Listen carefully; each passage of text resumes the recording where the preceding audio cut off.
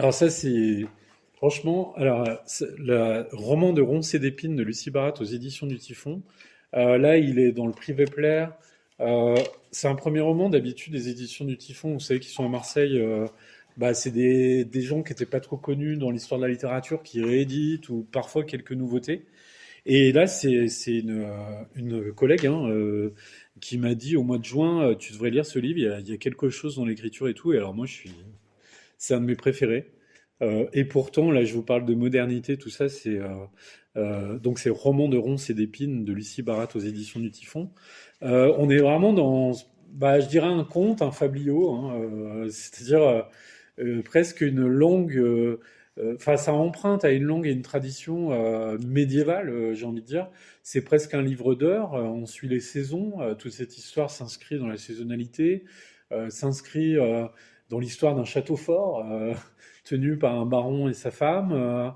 On est dans les mentalités de l'époque, la dureté d'une époque, et presque dans une écriture aussi qui est magnifique, hein, vraiment, qui va chercher. Peut-être. Alors, c'est marrant parce que c'est pas du pastiche. Enfin, autant que quand on parlera de Vingras, moi, je suis prêt à la défendre en disant que soit on peut vouloir écrire un roman américain, soit on peut vouloir aussi écrire un pastiche, quoi. C'est un art tout à fait honorable. Là, c'est pas du tout ça.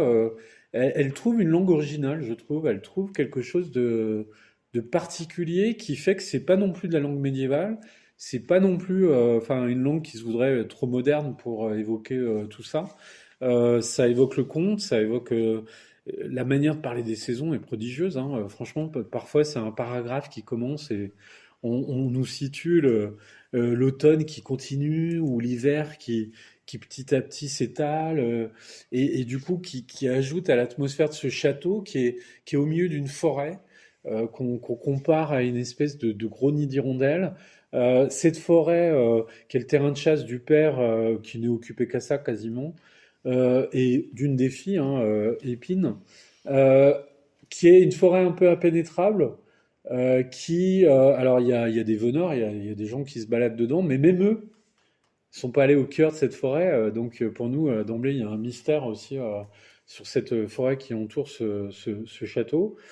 Et Blanche, donc la châtelaine, qui en fait vit quelque part ce qu'il y a de pire au Moyen Âge, c'est-à-dire le péché, puisque en fait elle ne met au monde que des garçons qui meurent.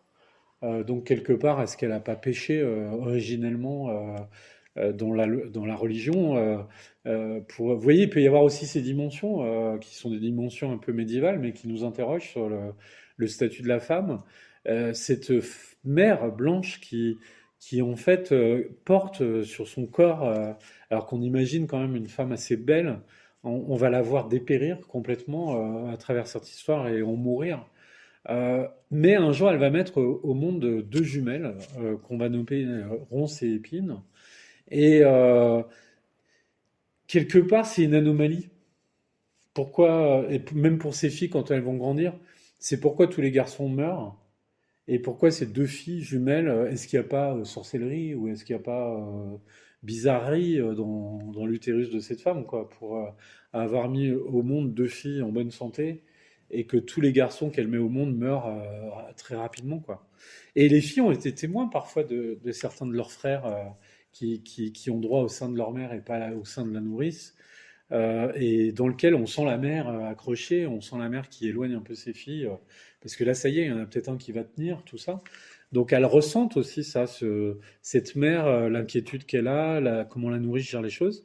Et donc Ronce, alors comme dans tous les contes, il y a peut-être aussi des choses qui peuvent être un peu caricaturales, mais elles ne le sont pas quand on lit ça.